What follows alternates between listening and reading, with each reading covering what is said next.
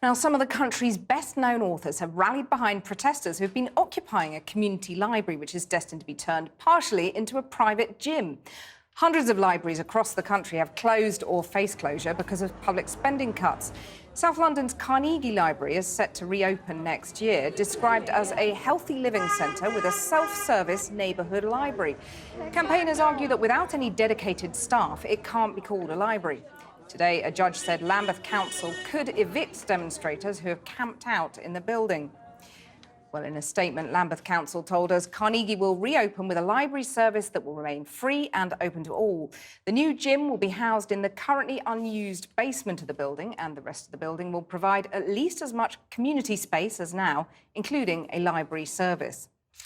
So should libraries be kept open as a community resource? I'm joined now by Francesca Simon, the best-selling children's author of the Horrid Henry series, and Kate Andrews from the Institute of Economic Affairs.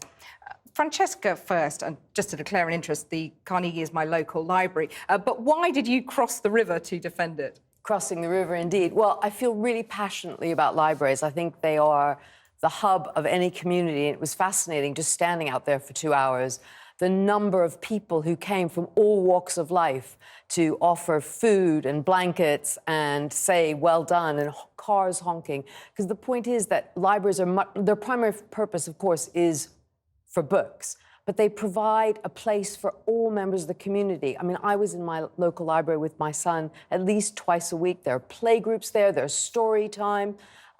They're wonderful for elderly people, for unemployed people. So it's one of the only community services, I think, that's used by the entire community.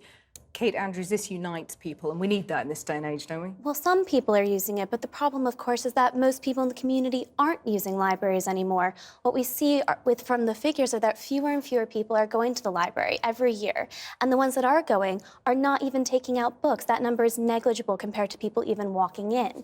And that tells us that people are choosing to access their knowledge in different places. This is actually a wonderful thing. The fact that you and I can get information on our phone and our computers now is a wonderful luxury. It doesn't mean there's not a place for libraries, but they have to modernize because people don't want to use them for the same libraries reasons. Are modern. I mean, all libraries have computers, but I think you're completely... But that's not where people want to be using the computer. They want to use it at home. You're completely wrong about why people use libraries. You think that you're going into a library to access something very specific. Libraries are places that you browse. Libraries are places where you discover things you didn't even know you were looking for.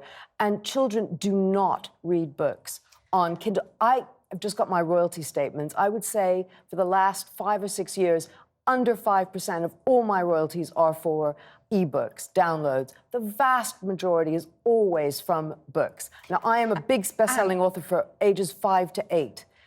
Those groups do not access books in that way. And Kate, not everybody has a computer at home. That's true, and that's the point I really want to talk about this evening, is that while we're talking about the benefits of public libraries, there's still 6 million homes in the UK that don't have access to the internet, and I think that it's really unfair to be talking about putting this full budget of £1 billion a year to libraries when we could be using that budget so much more efficiently to get people access to information in their own homes. But you keep saying access to information. I'm talking about books, about reading, about developing literacy. 1 in 3 households in the United Kingdom do not have any books in them. And the way that disadvantages children is absolutely Nobody shocking. here tonight is arguing that libraries and schools should be closed, and I'm not arguing that many schools don't even have libraries. Well, I'm not even arguing that all public libraries should be closed. My point is that when you have cut £4 billion from disability benefits, and 1/4 of that is currently going to the library budget, I think you have to look at those numbers and prioritize.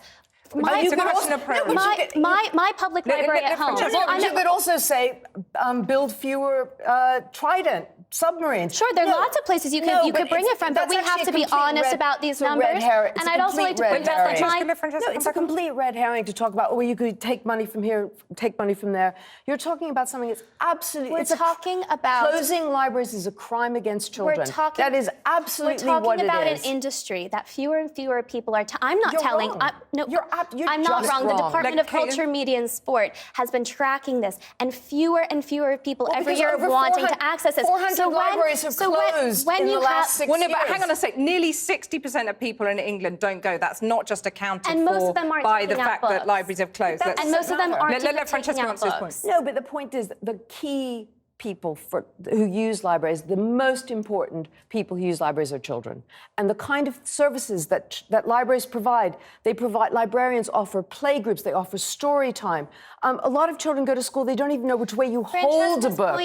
Your point about community is incredibly important. And my public library back at home does receive a public grant, but so much of the money comes from the private sphere, people in the community donating to the library, and loads of people volunteer. When you have a sector that fewer and fewer people want to use, but might still be beneficial to the community, the most important thing to do is preserve it by modernizing it, bringing in the private sector. Libraries are modern. I've never walked into a library that doesn't have loads of computers.